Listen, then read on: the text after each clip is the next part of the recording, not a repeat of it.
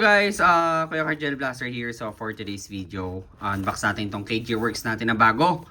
Okay, yung ating KP19S. Okay, so meron din kasi tayong yung luma, which is yung KP19. Okay, so ngayon, marami rin siya actually nabago. Hindi naman siya totally lahat actually. So upon unboxing guys, may kasama siyang booklet. Ayan, check nyo na lang pag gusto nyo i-check. Tapos, syempre, may kasama siyang, I think, nasa 50 rounds din ata to. Yung BB niya. So, may pang-adjust din. So, anyway, proceed tayo sa unit natin. KJ Works KP19S. Ayan. So, actually, para sa akin, maganda siya. Okay, so, may kanya-kanya naman tayong taste, ika nga. No? So, nagustuhan ko sa kanya yung hand grip niya. Okay, parang two-tone yung design or brown. Okay, so adjustable yung trigger niya, which is ayun. Makikita niyo naman. Gantong trigger, flat trigger yung gusto ko. Super responsive na ito guys pag nakikipaglaro na kayo. Talagang smooth, unlike dun sa mga sa ibang pistols. No? Katulad dun sa, paano ba to? Yung sa Shadow. No? Medyo malalim siya pag pinipress yung trigger. Unlike dito, talagang saglitan lang. So, ayan. Naka fiber optic sight yung kanyang rear sight at front sight. So, ang kinaiban lang nito dun sa unang KP19 KP19 is yung nandito sa top niya. Yung mod niya, yung mod ba tawag doon? Hindi na siya doon kasi kinakabit yung optics sa pagkakaalam ko Okay, so yan, may sticker na made in Taiwan. So made in Taiwan to guys, yung unit natin. Full metal unit. Okay, metal yung slide. Yung outer barrel niya is metal. Lower frame is full metal. Okay, so including dito, metal din yan. Metal yung trigger. May under railing siya for accessories attachment. Okay. So ito yung stopper niya. Ayan, so hindi rin siya naka-fix barrel, which is gumagalaw siya. So, hindi siya naka-fix barrel. Pero nagustuhan ko sa kanya yung color nung Tomerno siya. Kumbaga, nag-fit sila. Para sa akin nagustuhan ko yung color nito tsaka nito. Ayan, so ganito yung itsura niya pag naka-open chamber. Pag tinutok mo, ganyan.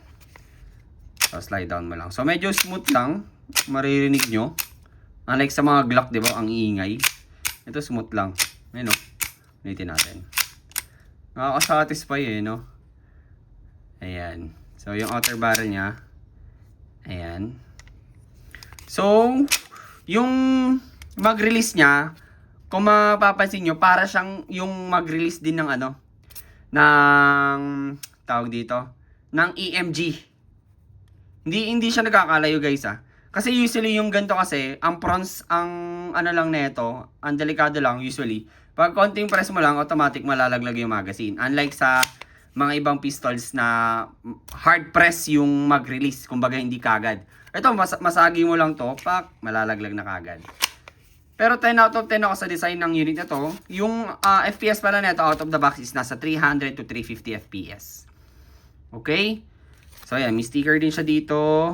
As you can see. So, ito yung sa safety niya. Yan, to mag-release natin. So, mas lumiit lang yung magazine nito compared dun sa luma niyang magazine. Okay, so, nylon yung base plate niya. Andito nyo makikita yung inlet pad, which is dyan kayo magkakarga. So, round mag capacity is nasa 26 to 27 rounds. Okay, so, yung likod ng kanyang magazine, parang may maiihalin tulad ko rin sa sa Combat Master ng TTI or yung John Wick 3. Parang ganito din siya. So, meron ako ditong magazine ng high kappa. Hindi ko lang sure kung fit din to. Kasi para magkaiba sila. Or parehas lang. Oh, magkaiba So, hindi ko sure kung mag-fit to. Yun! Fit din pala siya guys. Pero hindi natin sure kung gagana. Pero testing natin. Medyo may singaw na tong ko. Ewan ko may gas pa ba to. Pero lagyan natin. Mali. Wait lang guys Check lang natin kung fit ba tong high kappa. High kappa magazine to guys WE. Ayun Fit pala siya guys. High Kappa magazine to, so fit din siya. So, goods to goods. So, ito yung magazine ng KG Works, KP19S. Tapos, ito yung magazine ng WE na High Kappa. So, if gusto nyo affordable, go kayo sa extra magazine ng High Kappa na WE. Ayan siya. So, testing natin ulit. Check nyo yung blowback ko. Yung blowback response naman niya, goods din talaga. No? Ayan, no? So, known naman as, kilala naman kasi ang KG Works when it comes to built-in at internals, talagang pulido talaga, wala kang masabi.